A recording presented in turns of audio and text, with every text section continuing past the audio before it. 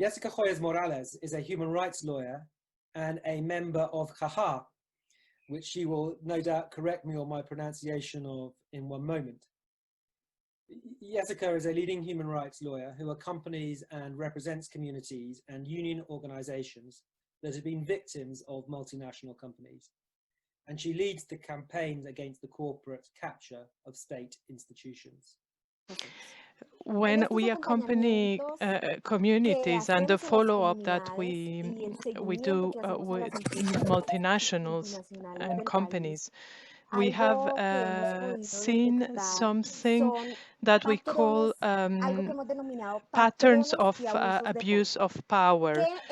And this comes by how the state and the corporations are together. So the corporations have taken over the state institutions. And one of the patterns that we've noticed in this abuse of power can be divided in 5 parts, and I will briefly say what they are. So, and I will explain later on how they work.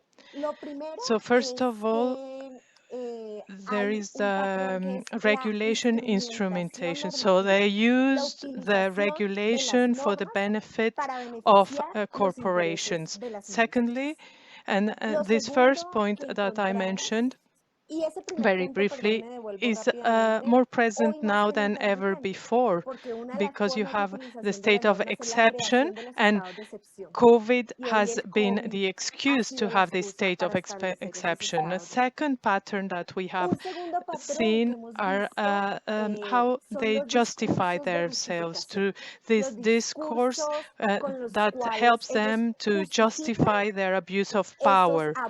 So very often we can see this happening. Thirdly, we have also noticed that the omission of state action. So how they have protection and what communities are asking for, but many times the companies and the state are allies. And then fourthly, the physical force, how they are using, for instance, in Colombia, the police, the army, are these institutions that are created to protect the population, end up being allies of the corporations and the multinationals, and they end up attacking the communities asking for their rights, the communities that ask for these corporations to stop abusing their power. And the fifth pattern that we've seen is the fundamental rights and how these are not respected when we have companies and in all sectors, not only in mining or